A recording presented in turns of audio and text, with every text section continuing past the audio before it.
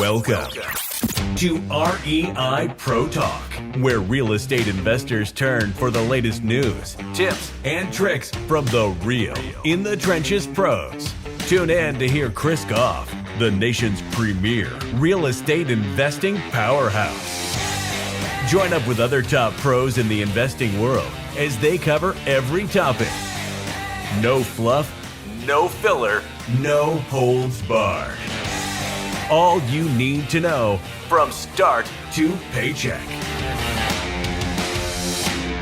All right, another one from Bobby. Hello again, fellas. I have an opportunity to assume 3 property loans where the houses are in pre-foreclosure. Please explain a little more detail on wraparounds, if there is some walking cash available, and also if the owner doesn't want any money, he just wants out. I researched and found where the insurance structuring is the best way to avoid triggering the due on sale clause, since the bank sees the insurance change hands and we can list the seller and the buyer on the insurance. I will definitely get my attorney to chime in as well.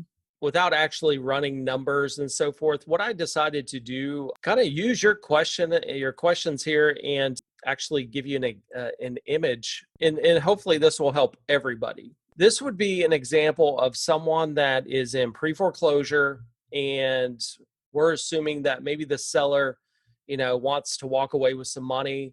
And again, this could be structured in so many different ways as far as a numbers point of view. But just to kind of keep things simple, if you look at the center square here, this would be what we call the original loan. So this is the owner's loan on here for, using easy numbers here, $100,000. I know if you're in California, New York, or somewhere, you can't buy a bathroom for $100,000, but just to keep the numbers simple. So this is the original. So they're fall behind on this 100. So they have back payments and so forth.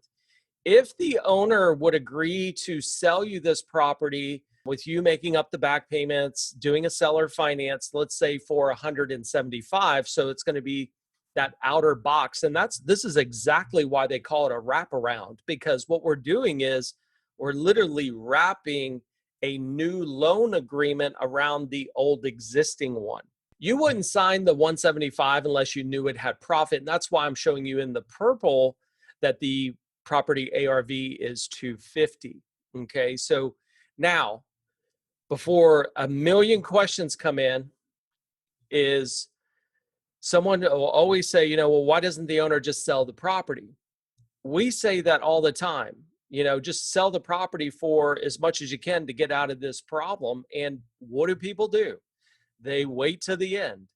They're in trouble. They can't do anything. And now that's where you walk in and structure a new loan. So if we look at, and I'm just even, rounding these numbers out, if the original homeowner has a loan on it for 100 and you put a new agreement for 175, you're going to seller finance that property. You're going to go fix it up. And then when you sell the property, that's where there's that $75,000 difference. Okay. Now we could take that 75 and give it to the owner. We could negotiate, but that's going to be the difference between, what the owner could walk away with. Okay. Now, what would you walk away with? Well, if you got it for 175, of course, there'd be back payments and things of that nature. There's going to be rehab costs. You turn around and sell it for the 250, you're going to have your profit margin over here. The seller could also walk away with some cash as well, but I'm not going to give the seller any cash until I fix it up and resell the property. And you, like I said, you could structure this in so many different ways. You could technically give the owner some cash up front and then a little bit more when you eventually close that deal with the new buyer after you fix it up. Then we look at the opposite, and that's where you have the original $100,000 loan, but this is where the owner just wants to walk away. And so even though it's called a wraparound, you're really just taking over their existing mortgage on top of penalties, back payments, things of that nature.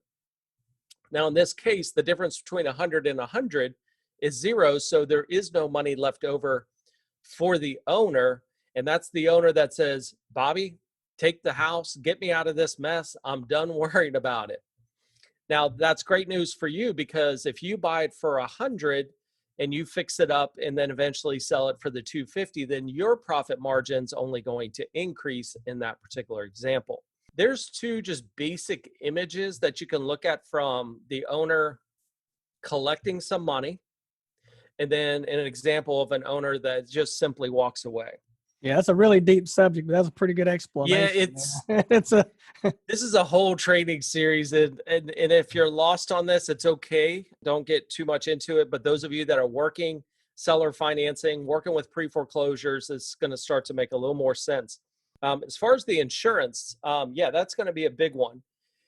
What you can do is be named on the insurance as second insured, and that is usually the easiest way to do it. Now, if you're not going to keep the property for a year or two, like I always said, you know, when you work with somebody in pre-foreclosure, I'm going to get in and get out as quickly as possible. So if you're only going to really have the property for 3 months or whatever that rehab time is to fix it up and resell it, it wouldn't really matter how you structured it, because by the time the bank would even think to know what to do, you would have already have sold the property. But just to kind of be on the safe side, you could have the owner actually name you on their insurance policy as second insured. So, and obviously, of course, like you said, you definitely want to have your attorney in on this, and especially drafting up the documents. So hopefully that answers your question.